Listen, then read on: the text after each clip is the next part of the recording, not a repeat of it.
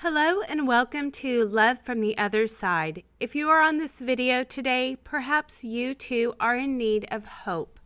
We bring you stories from around the world of people who have shared their near-death experiences.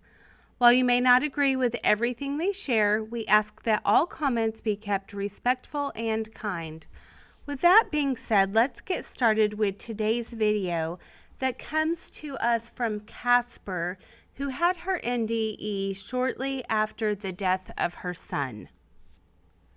Almost immediately, I had an allergic reaction to medicine prior to the NDE. Near-death experiences are often explained by the experts as a sensation that people on the brink of death have while leaving their bodies and observing them as though they were bystanders. Little did I know that shortly after Mitchell died, I would come close to losing my life and having the privilege of experiencing my first near-death experience. During my NDE, I could see my body lying on a stretcher as the ambulance attendants worked feverishly to save my life. Unaware of any time or distance, my spirit floated into the clouds until Mitchell and I were united in a temple called Beautiful. As we entered the temple, I was breathless and stood admiring the perfectly carved archways and magnificent pillars. Since Mitchell was unable to walk, I had to carry him through the temple gates. On the other side of the doorway were 6 recliners placed in a circle. Somehow, I knew they were specially handcrafted for people who could not sit up unassisted. After placing my son into one of the chairs, I left the area. I still can't remember where I went or why, but when I returned, Mitchell had vanished. I'm not sure how much time elapsed before my attention was drawn towards a tall, thin man dressed in a dark suit, wearing black framed glasses. He was standing alone next to the recliner where Mitchell was last seen observing me. After asking if he had seen Mitchell, the spirit graciously explained to me that Mitchell was with God. Before departing, the spirit shared some encouraging news. Extending his hand towards me, I could see that it held a small white piece of white parchment paper, neatly folded in 2. Once opened, the words Acts 3, verse 1 through 8 were clearly visible. After experiencing the power of standing in the white light, feelings of love and understanding flooded into my being. Any fears I developed during my lifetime were removed. Following several minutes of silence, an unknown voice inquired, "What have you done with your life?" Sadly, I heard myself say, "Nothing. I have wasted my entire 47 years."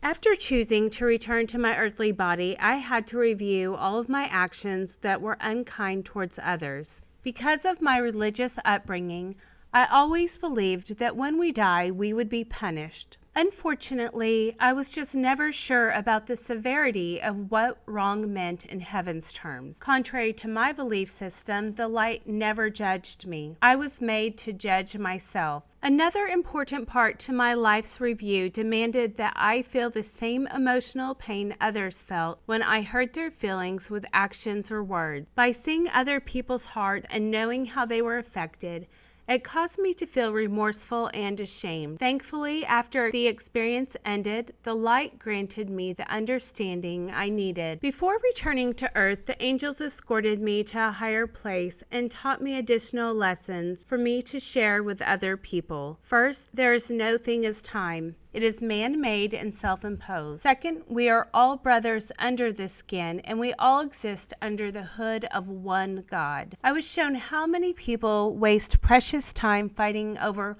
what name to call God, when instead they should be acknowledging His existence and realizing that He wants nothing but the very best for us. Third, we are all connected as one spirit. We think that we do not have any responsibility to a stranger because we do not recognize them, but we do. In essence, we are the same as they. intertwined together like a complex wiring system. That is why that old familiar phrase, "what goes around comes around," rings true. When my NDE came to an end, I understood how what we do in this life might injure others and how we will be held accountable. Theoretically, if being cruel made another person fail to complete whatever job they were sent here to do, we will have to complete that task for them. That is why we often hear others say, "I feel like I have lived 5 lifetimes." My fourth lesson was to never judge another harshly. In heaven, we get the privilege of seeing another person's heart as God would see it, so we can understand how someone might react differently than we would to a particular situation. In one scene, I observed someone very standoffish. After looking into their heart, I saw how they had been injured spiritually and acted harshly towards others out of fear.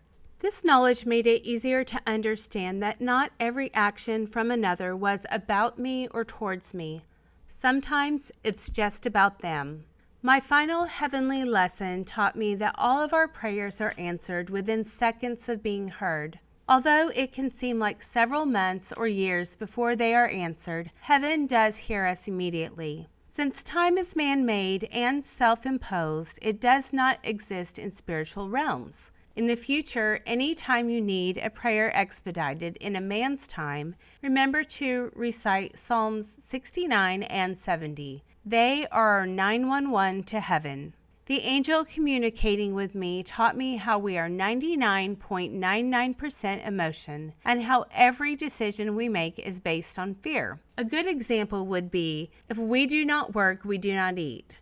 Reading this, you would probably agree that that is a fact of life. It is even biblical. However, the point I'm trying to make is that we do not work because it is the right thing to do and because God's word says that we should. Most of us work out of our own fear of being hungry, homeless, or not being able to keep up with the Joneses.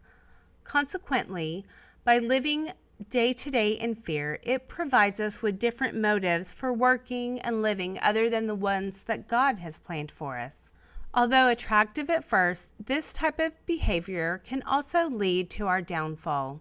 Once the angel took the fear factor out of the equation, I had the honor of witnessing all the things that God had chosen for me to enjoy in this lifetime, but that I denied myself out of stubbornness or fear. The experience helped me to understand why God encourages us to place our personal feelings aside and live by trusting and believing unconditionally in Him. Before my journey ended, I knew that everything in my life happened exactly the way it was supposed to happen, when it was supposed to happen, and with whom it was supposed to happen with. Confident and armed with this new and exciting knowledge, I awoke in the ambulance, scaring the medics half to death. In the end, my NDE and talking with the angels enabled me to be at peace knowing that Mitchell was alive and well. He may have shed his physical body, but his spirit was alive and in heaven with God.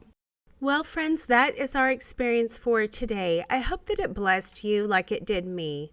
I know that for me personally, it deepened my desire to see others the way that God sees them. If you would like to read more about her experience, I will put a link in the About section of this video. Thank you again for joining us, and until next time, God bless.